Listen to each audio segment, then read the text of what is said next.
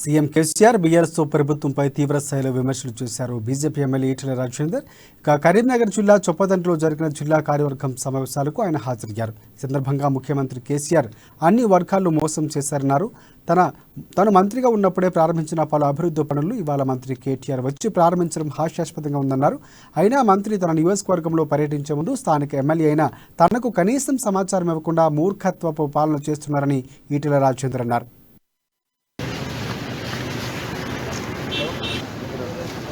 నీ సర్పంచ్ పదవి తీసేయకుండా ఉండాలన్నా బీజేపీలో టీఆర్ఎస్ చేరుగమ్మని చెప్పిండట. పాపం మనసు చంపుకోలేదు. తెలుగులో చివరికి లొంగిపోయి టీఆర్ఎస్ పార్టీ చేయండి. నేను ఆ సర్పంచ్ భర్త ఇద్దరు కలిసి పెట్రోల్ పోసుకొని తగలబడే ప్రయత్నం చేసిండ్రు. ఇలా పేపర్ వచ్చింది. గౌరవంగా వచ్చే కుటుంబాన్ని, బాధ్యత కలిగిన కుటుంబాన్ని కేసీఆర్ దుర్మార్గం వల్ల చచ్చిపోయే పరిస్థితి అని చెప్పి కన్నీళ్ళ పర్యంతమైనప్పుడు చెల్లించిపోయింది మన హృదయాలు. అక్కడ చూస్తే ఇంట్లో ఉన్నారు. సిద్దిపేట ఎరుకల బిడ్డ రమేష్, ఆయన నియోజకవర్గం పక్కగా ఉన్న గజ్వల్ పొట్ట చేత పడుకొని వచ్చిన కేసులో పిల్లలు కిరాయి కట్టలేకపోతుండు. బిడ్డడు డబుల్ బెడ్రూమ్ కోసం పెట్టుకున్నాడు.